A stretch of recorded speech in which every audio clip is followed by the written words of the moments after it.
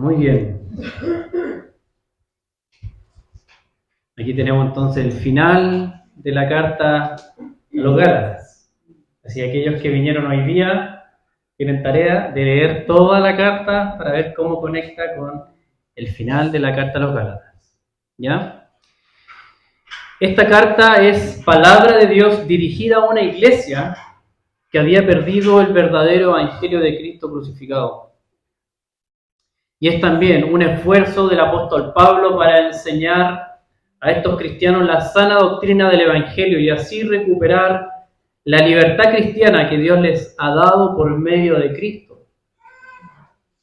Pero en el capítulo final de esta carta podemos ver el último esfuerzo del apóstol Pablo por instruir a las iglesias de Galacia en lo que podría ser tal vez el punto de enseñanza más importante para recuperar el evangelio de Cristo.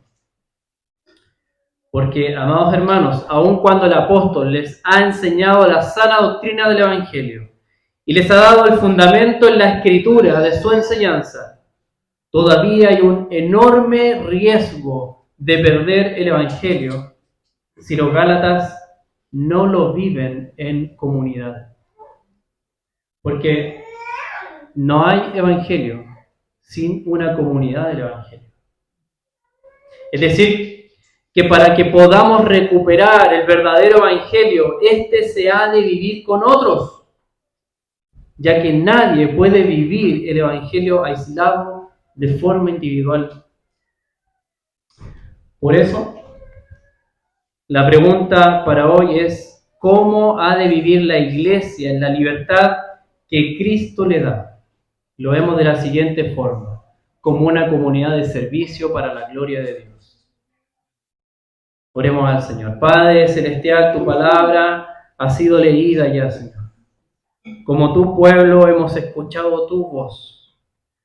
Ahora, Padre bendito, úsame como un instrumento, Señor, para que podamos escarbar tu palabra, examinarla, Señor, y que sea tu Espíritu Santo también examinándonos y escarbando en lo más profundo de nuestro corazón. No queremos solamente ser informados por tu palabra, queremos ser transformados por tu palabra. Espíritu Santo, te lo pedimos en el nombre de Jesús. Amén. Amén. Entonces, ¿cómo ha de vivir la iglesia en la libertad que Cristo le da? Como una comunidad de servicio para la gloria de Dios. ¿Recuerdan la indicación final del apóstol Pablo que vimos la semana pasada? Que decía: anden por el Espíritu, ¿cierto? Si vivimos por el Espíritu, andemos también por el Espíritu.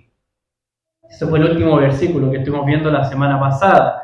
Y esta indicación es tanto individual, pero también a nivel comunitario. Es decir, ser una iglesia que anda por el Espíritu o que vive en el Espíritu. ¿Y cómo ser una iglesia así? Para explicar esto, Pablo quiere dar dos tipos de indicaciones a fin de llegar a ser una comunidad del Evangelio. Por un lado vamos a encontrar la restricción, pare, ¿cierto? O sea, un freno. Por eso está ahí el semáforo en rojo.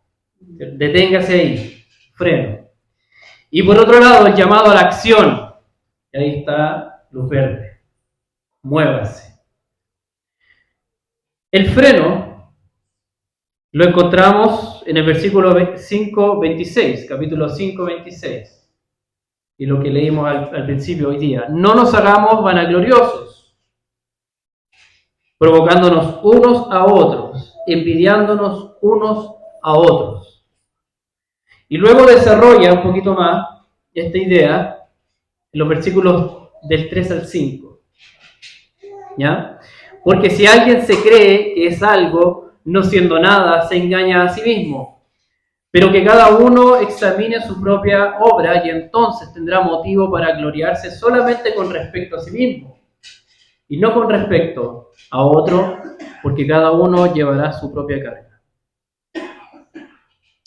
Este es un freno para dejar de compararse unos con otros, tratando de encontrar un motivo de gloriarse con respecto a alguna supuesta, llamémosla ventaja espiritual, entre comillas. Una supuesta ventaja espiritual que un cristiano crea tener frente a otros cristianos. Entonces eso es un freno. Pero igual podemos ver que al examinarse a uno mismo sí hay un legítimo motivo de gloriarse. ¿Ya? Gloriarse, y lo vamos a explicar en qué sentido. Porque como veremos más adelante, es una gloria que no recae sobre nosotros mismos, sino por lo que el Espíritu ha hecho en nosotros, desde nuestra inmadurez espiritual hasta ahora. Podemos ver lo que el Espíritu ha hecho en nosotros, como un camino de progreso. Comencé así, inmadurez espiritual, hasta ahora. Y nos damos cuenta que hemos tenido un crecimiento en Cristo. Ahí sí cada uno vea lo que por gracia Dios ha hecho en su propia historia. Y gloríese con respecto a sí mismo, pero como una obra que Dios ha hecho. Mira lo que hizo mi Señor. Lo cantamos en un corito, ¿cierto? Mira lo que hizo mi Señor. Y ahí sí puedo gloriarme en lo que el Señor ha hecho respecto a mí mismo. ¿Ya? En resumen, el freno entonces va dirigido a detener el orgullo y sus consecuencias que afectan a otros. Y veremos también el llamado a la acción. ¿Ya? Llamado a la acción. En cuanto al llamado a la acción, se trata de un llamado que busca poner en práctica lo que el apóstol Pablo llama la ley de Cristo. O sea, el amor al prójimo e incluso a los enemigos, con el amor de Dios como ejemplo. Eso sería la ley de Cristo. De este modo lo vemos en una comunidad del Evangelio, actuando, como dice el versículo 1, si alguien es sorprendido en alguna falta, y dice, vayan al choque con él, o ella. Sean duros con él, o ella. Que sienta la vergüenza de su falta y humíllenle por eso. O dice, denle la cortada. Nadie más hable con esa persona. ¿Eso dice? No dice eso. Gracias, Señor, que no dice eso. Sino que dice en los versículos 1 y 2, hermanos, aun si alguien es sorprendido en alguna falta, ustedes que son espirituales, restáurenlo en un espíritu de mansedumbre, mirándote a ti mismo, no sea que tú también seas tentado. Lleven los unos las cargas de los otros y cumplan así la ley de Cristo. Entonces, una comunidad del Evangelio no es una comunidad que le hace el quita a las faltas. No, mejor no hablemos de eso, no nos metamos ahí. No le hace el quita a las faltas o pecados que puedan ser descubiertos en alguien, pero tampoco es una comunidad que le da duro a alguien que es sorprendido en alguna falta, sino más bien siendo guiados por el Espíritu. Por eso dice, ustedes que son espirituales, se acerca, la comunidad del Evangelio se acerca a las faltas como una oportunidad para administrar, ¿qué cosa? Restauración a los otros, al otro. O sea que los que se dejan guiar por el Espíritu en mansedumbre sirven al hermano o hermana que ha pecado, recordándole el verdadero Evangelio de Cristo, con el propósito de que sea restaurado por el amor de Cristo.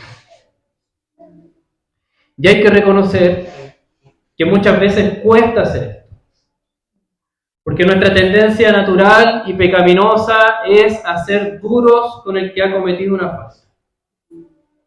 Y esto tiene su raíz en que nos creemos una tremenda mentira. Una mentira que nos dice, soy mejor que el otro. Soy mejor que el otro que comete una falta.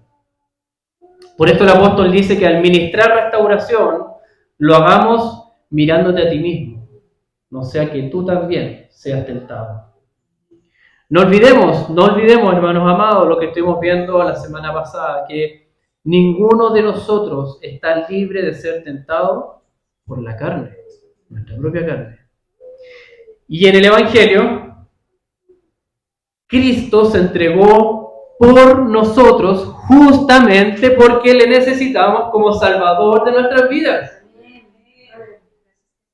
En consecuencia, entonces, aquellos que intentan enfrentar la falta del otro, creyendo ser mejor que los demás, olvidan que también pueden ser tentados y que necesitan el mismo Salvador que aquel que ha pecado necesita. Si olvidamos esto, no podemos ministrar restauración. No podemos. ¿Por qué? Porque no podemos dar algo que nosotros mismos no hemos recibido. Por eso aquellos que han sido restaurados por la gracia del amoroso Salvador son llamados a ministrar la misma restauración a los demás.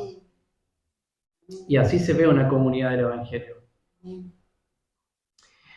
Asimismo, somos llamados a llevar los unos las cargas de los otros. Y esas cargas son luchas con el pecado y tentaciones que un cristiano o cristiana puede tener. Entonces, en una comunidad del Evangelio, el pecado en la vida del cristiano no es algo que se ha de vivir de manera privada y que nadie más sepa. No. En una comunidad del Evangelio se habla de luchas y tentaciones. Es algo que se habla. Es algo que se hace y se hace sin temor a ser condenado por los demás. Porque esta comunidad es movida por el espíritu de amoroso servicio de unos a otros. Me encanta cuando tenemos estos tiempos de discipulado, la noche en varones, mujeres también sé que lo hacen, las casas de oración. ¿Con qué estás luchando? ¿Cómo estás? ¿Cómo está tu corazón? Y poder hablar abiertamente, arrepentirnos ahí con otro hermano y estar orando. De eso se trata. Llevar las cargas unos a otros. Finalmente encontramos un llamado a compartir. Versículo 6. Y 7 le puse ahí. 6. Pero es 6. Ya. Y al que se le enseña, la palabra, que comparta toda cosa buena con el que le enseña. Y esto, querido hermano, déjeme ponerlo en contexto. En la época que Pablo escribió esta carta, existían los sabios griegos. Y ellos daban charlas públicas de sabiduría sobre algún tema y recibían dinero por eso. Pero existía todo un mercado de sabios y de temas que la gente quería escuchar. Nadie iba a escuchar al que quería hablar de la sabiduría de las vacas, por ejemplo. Él lo iba mal. Entonces, ¿qué es lo que quieren escuchar? Ok, a eso voy a decir entonces. Y ahí recibo dinero a cambio. Entonces la enseñanza se ajustaba a los intereses del mercado. ¿Es eso lo que debe pasar con la iglesia también? No, claro que no. Por eso el apóstol está animando a la iglesia que comparta toda cosa buena con el que le enseña. Por amor a ese hermano que está dedicándose al ministerio de la palabra y ocupación de su tiempo al cuidado pastoral de la iglesia. De lo contrario, le agregamos carga de preocupación y ocupación de su tiempo en resolver el problema de su sustento económico y dejar de lado la enseñanza de la palabra y el cuidado pastoral de la comunidad. Entonces, podemos notar que en una comunidad del Evangelio hay un freno para no pecar unos contra otros y un llamado a la acción para el servicio de unos a otros. Y ambos apuntan a cumplir la ley de Cristo. Freno al orgullo y la comparación y llamado a la acción en ministrar restauración, llevar las cargas y compartir con el que enseña. En todo esto el apóstol Pablo ve la famosa ley de la cosecha. ¿La escuchó? ¿Se acuerdan? Yo me acuerdo de niño que me decía mi madre, lo que siembras cosecharás. ¿Ya? ¿De dónde salió esto? Bueno, aquí está. No se dejen engañar, que de Dios nadie se burla, pues todo lo que el hombre siembre, eso también segará. Porque el que siembra para su propia carne, como ya vimos la semana pasada, la carne es enemiga de Dios, de la carne segará corrupción, pero el que siembra para el Espíritu, del Espíritu segará vida eterna. No nos cansemos de hacer el bien, pues a su tiempo, si no nos cansamos, segaremos. Así que entonces, hagamos bien a todos según tengamos oportunidad y especialmente a los de la familia de la fe. A los de la familia de la fe, nuestra iglesia. Esto quiere decir que aplicando debidamente entonces el freno a la carne y llevando a la acción el servicio de unos a otros, estaremos sembrando para el Espíritu y se cumplirá lo que dice, que del Espíritu cosecharemos vida eterna. O sea, veremos aquel tipo de vida comunitaria en la iglesia que vive en la libertad que Cristo le da. ¿Ok? Entonces, ¿cómo ha de vivir la iglesia en la libertad que Cristo le da? Ya hemos visto como una comunidad de servicio para la gloria de Dios. Y esto es lo que vamos a ver, la segunda patita, ¿cierto? Para la gloria de Dios. La iglesia como una comunidad del Evangelio ha de vivir la libertad que Cristo le da viviendo para la gloria de Dios. Pero, ¿qué es la gloria de Dios? ¿Qué es la gloria de Dios? A veces decimos, ¿no es cierto? Yo te voy a contar esto, pero para la gloria de Dios te lo digo. Para la gloria de Dios, gloria a Dios por eso, hermano. Lo decimos. Pero ¿qué es la gloria de Dios? Aquí en Gálatas, Pablo nos está mostrando que la gloria de Dios es diferente a la gloria humana. Y esta diferencia el apóstol Pablo quiere que notemos cuando se refiere a los falsos maestros que estaban engañando a los Gálatas, como dicen los versículos 12 y 13. Los que desean agradar en la carne tratan de obligarlos a que se circunciden. ¿Se acuerdan de ese ritual religioso que le estaban obligando a hacer? Cúmplanlos para que Dios los justifique. Simplemente hacen esto para no ser perseguidos a causa de la cruz de Cristo. El verdadero evangelio dice, no, la cruz de Cristo es suficiente. Ahí es donde Dios te justifica. ¿Ya? Y luego nos dice, ¿por qué enseñaban esto estos falsos maestros? Porque ni aun los mismos que son circuncidados guardan la ley, pero ellos desean hacerlos circuncidar para gloriarse en la carne de ustedes. ¿Ya? Quieren gloriarse en la carne de ustedes. Quienes buscan la gloria humana en vez de servir a los demás, entonces, se sirven de los demás. Así lo muestran los falsos maestros que trataban de obligar a los Gálatas a circuncidarse para no ser perseguidos a causa de la cruz de Cristo y para gloriarse en la carne de ellos.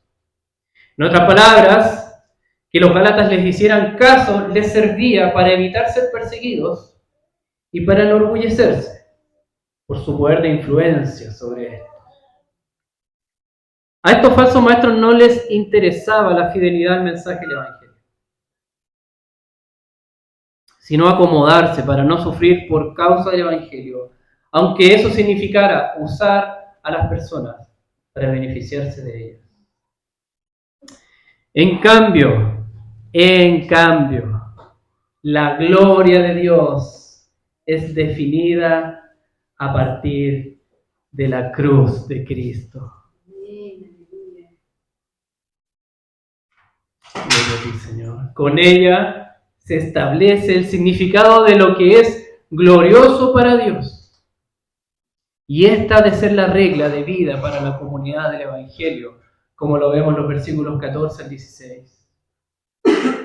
Pero jamás acontezca que yo me gloríe, sino en la cruz de nuestro Señor Jesucristo, por el cual el mundo ha sido crucificado para mí y yo para el mundo. Porque ni la circuncisión es nada, ni la incircuncisión, sino una nueva creación. Y a los que anden conforme a esta regla, paz y misericordia sea sobre ellos y sobre el Israel de Dios. Entonces, en la competencia de nuestro corazón, todo en nuestro corazón tenemos una competencia ahí, por gozar de la gloria humana o la gloria de Dios. El apóstol Pablo ve una gloria mayor en la cruz de nuestro Señor Jesucristo. En consecuencia, cualquier oferta de gloria que el mundo le pueda hacer no tiene ningún valor para él, porque el mundo ha sido crucificado para él, como dice. Y por otro lado, cualquier exigencia que el mundo le pueda hacer para que se acomode a los estándares de gloria que éste tiene, también deja de tener poder sobre él, porque también él mismo ha sido crucificado para él. Esto es lo que realmente importa, no si están circuncidados o no lo están, buscando gloria humana con ello, sino en lo que Dios hizo a partir de la cruz de Jesús. Una nueva creación, formando una comunidad del Evangelio, amando a Dios y a otros en el poder del Espíritu. Esta regla, como la llama, esta regla se ha de transformar en nuestra brújula, en el mapa que indique también la dirección a dónde ir, o sea, el modo como debe vivir una comunidad del Evangelio. La cruz de Cristo nos define qué es glorioso para Dios. ¿Quieres saber qué es lo que Dios considera glorioso? La cruz de Cristo. Eso es glorioso para Dios. Ese acto de amor sacrificial en servicio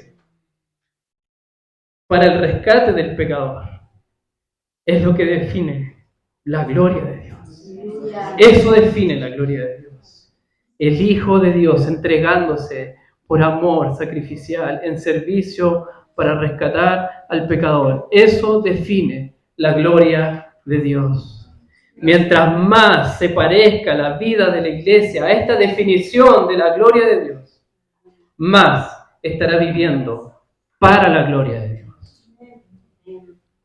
Entonces, como podemos ver, no hay evangelio sin una comunidad del evangelio, ya que es en comunidad donde se expresa el amor sacrificial en favor de otros, de acuerdo con la definición de gloria que Dios tiene. Por lo tanto, ¿cómo ha de vivir la iglesia en la libertad que Cristo le da? Como una comunidad de servicio para la gloria de Dios. Amén. Queridos hermanos y hermanas, puede ser que hayas creído que el Evangelio es un beneficio personal, y lo es, no deja de serlo, pero que puedes vivir de manera individual. Y algunos viven el Evangelio de esa manera, quedándose solo con la sana doctrina del Evangelio y el fundamento en la Escritura que Pablo enseñó, los capítulos del 1 al 4. El problema de esto es que como resultado, y si solo nos quedamos con eso, tenemos a eruditos o expertos en teología y Biblia que saben mucho sobre el Evangelio, pero que viven poco el Evangelio. Pero el Espíritu, querida Iglesia del Salvador, nos ama con amor eterno. Y nos enseña por medio del apóstol Pablo que no hay evangelio sin una comunidad del evangelio. Esto es clave.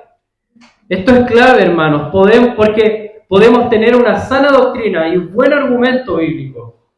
Pero si el evangelio no se vive en una comunidad del evangelio, entonces no hemos recuperado todavía el evangelio.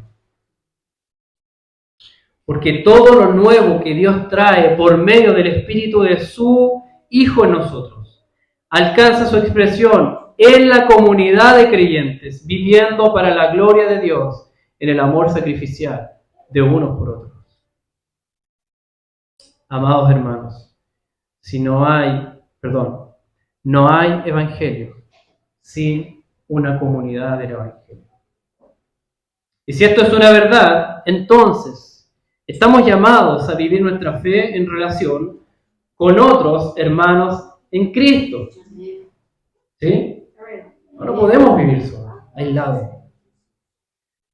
Estamos llamados entonces a procurar vivir de acuerdo al nuevo estándar de gloria que la cruz de Jesús define como amor sacrificial y servicial. Primeramente entre nosotros, la familia de la fe, pero también con los demás.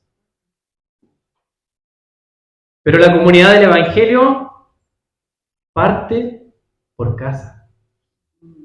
Parte por casa. Amando a Dios y a otros en el poder del Espíritu.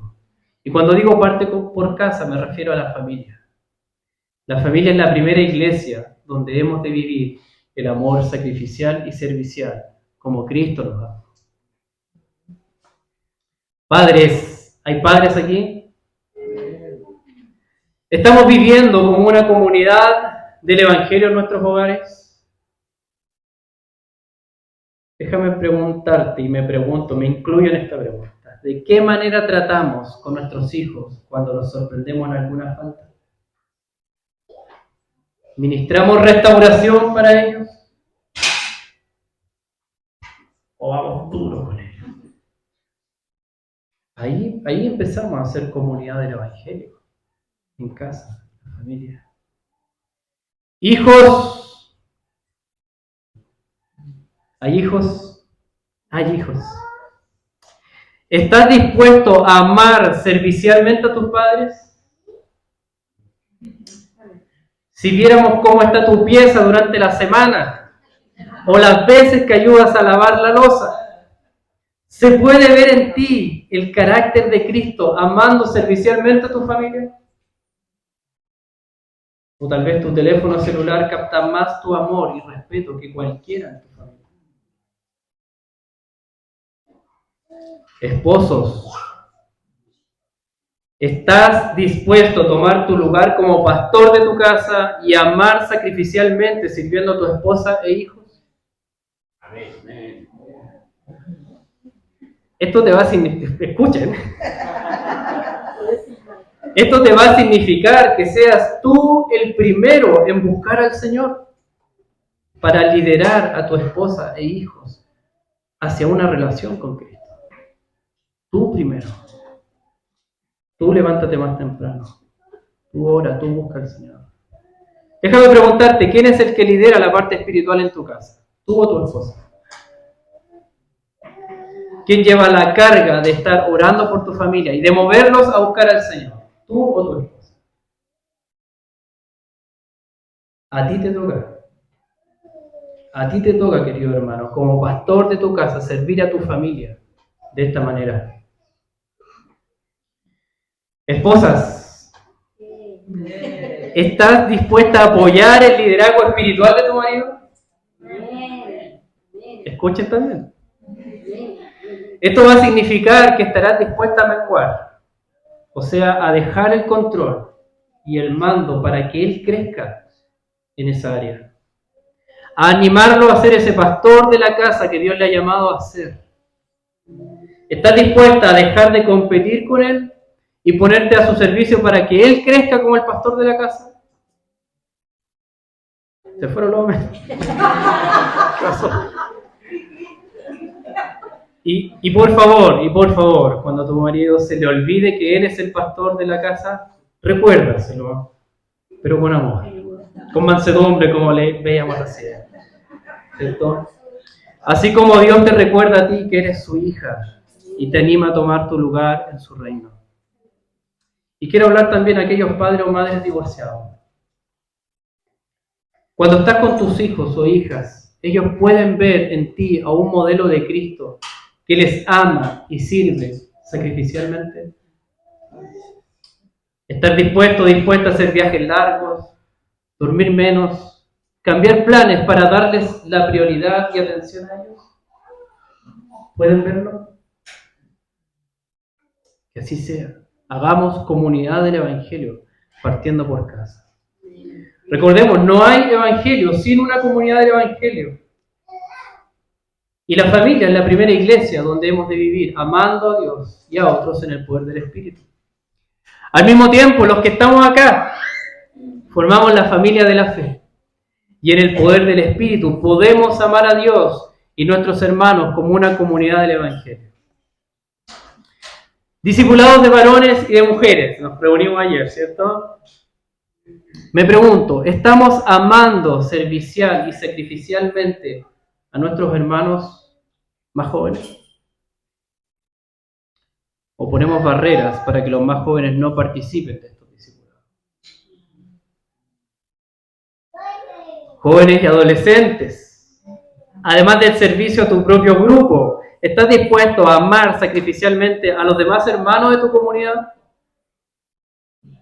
Déjame preguntarte, cuando se junta el bajón de oración, ¿te ofreces para servir limpiando el lugar que ocuparon o ayudando si es que hay adultos ahí que lo están sirviendo? ¿O te quedas sentado nomás de brazos cruzados esperando que llegue todo? O después del culto, ¿cuántos jóvenes estarían dispuestos a lavar la loza del compartir en la iglesia? ¿Cuántos se darían el tiempo, quizá, de tener una conversación con un hermano o hermana mayor que quisiera hablarles? Estos gestos también son una expresión del amor servicial y sacrificial de una comunidad del Evangelio. Por último, casas de oración comunitaria. ¿Estamos viviendo como una comunidad del Evangelio en nuestro grupo? ¿O solo estamos asistiendo a reuniones religiosas a domicilio, como un delivery? ¿Hay preocupación por el hermano o hermana que no asiste a tu casa de oración? ¿Cuán dispuestos estamos de amarnos servicialmente y llamar por teléfono a ese hermano o hermana que no vino o que notamos que algo le pasa? ¿Estamos dispuestos a salir de la comodidad de la semana y juntarme con el otro u otra a tomar once, por ejemplo? ¿O compartir un almuerzo el fin de semana? ¿O pensamos que eso es pega del pastor nomás? Y él nomás tiene que hacerlo. En nuestra iglesia, es nuestra iglesia una comunidad del Evangelio que pone freno al orgullo y la competencia interna y lleva a la acción el ministerio de la restauración al caído, de llevar las cargas en oración unos por otros y de compartir lo bueno con el que enseña la palabra. Si te preguntaran, ¿por qué vienes a la iglesia? ¿Qué responderías? Recuerda, estamos aquí no para servirnos a nosotros mismos. No para venir a llenarnos de algo que nos sirva para aguantar el resto de la semana. No. Estamos aquí no por venir a la iglesia, sino para ser la iglesia. Esa comunidad del Evangelio que en el poder del Espíritu ama a Dios y a otros para la gloria de Dios. Gloria que ha sido definida por la cruz.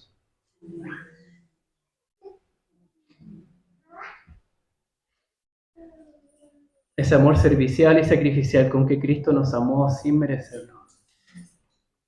¿Quieres ser tú esa comunidad del Evangelio en tu casa y en tu iglesia? Amén. Que el Señor haga de nosotros la clase de comunidad que desea formar entonces en el poder de su Espíritu. Amén.